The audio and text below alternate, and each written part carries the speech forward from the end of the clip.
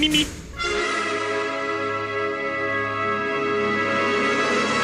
Mimi. Silence. Chers auditeurs, s'il est un film qui a fait un tabac pendant tout l'été, c'est bien Le Comte de Monte Cristo.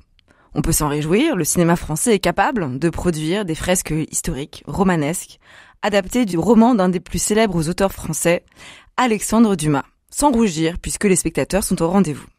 Eh bien non, je ne vous entretiendrai pas de ce film que je n'ai pas vu, mais les nombreux retours que j'ai lus ou entendus sont plutôt enthousiastes, et que pour les inconditionnels de l'œuvre de Dumas, il faut accepter quelques distorsions pour l'adaptation au format cinématographique. Je vais plutôt commencer ma rentrée en abordant le premier long métrage d'un jeune réalisateur belge, Michel Blanchard.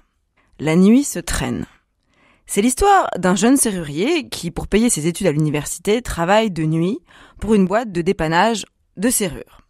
Il reçoit un appel d'une certaine Claire qui, bloquée devant son appartement, souhaite forcer la serrure pour y rentrer. Notre serrurier, devant l'appartement et la jeune femme, demande des garanties de paiement et d'honnêteté, ce qu'elle ne peut donner, prétextant que toutes ses affaires sont à l'intérieur. Il ouvre la porte, et là, c'est le début des problèmes. Et puis, des problèmes sérieux, puisque des gens auxquels il est confronté ne sont pas là pour rire. Et c'est parce qu'avec un cartel, on ne fait pas semblant. On claque des dents et on essaye d'obtenir ce qu'ils veulent. Commence alors pour notre serrurier une très longue nuit de survie au cœur d'un Bruxelles en proie à de rageuses manifestations contre les violences policières. Ce film est un impeccable thriller. J'ai trouvé que tout, tant sur le fond et sur la forme, avait été un vrai travail qui avait été effectué. Un scénario qui s'attache à ce qui pourrait être un épiphénomène dans la vie d'un cartel devient, parce qu'il adopte un point de vue subjectif, une cavale frénétique intense. De ce cartel, on ne sait rien, comme le héros. C'est un film de survie au rebondissement haletant. Le rythme est mesuré, permettant de donner à chaque séquence de lutte, de pistage, de course-poursuite, une dimension à échelle humaine, loin des films d'action où le héros est un homme de la situation. Non, là notre serrurier n'est pas du tout disposé à vivre ce cauchemar, mais il se démène pour y faire face. Parti pris qui renforce le caractère angoissant de la situation.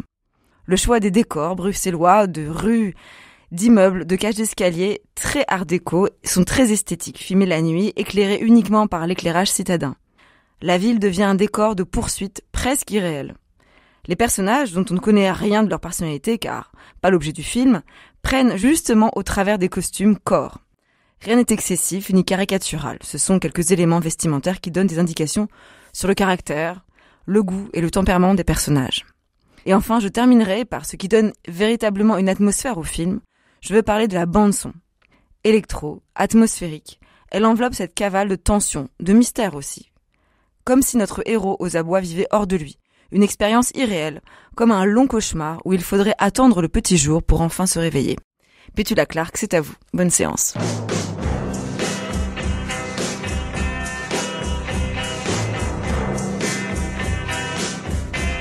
Quand je ne dors pas, la nuit se traîne. La nuit n'en finit plus et j'attends que quelque chose vienne. Mais je ne sais qui, je ne sais quoi. J'ai envie d'aimer, j'ai envie de vivre. Malgré le vide de tout ce temps passé, de tout ce temps gâché. Et de tout ce temps perdu, dire qu'il y a tant d'êtres sur la terre qui, comme moi, ce soir sont solitaires. C'est triste à mourir, quel monde insensé.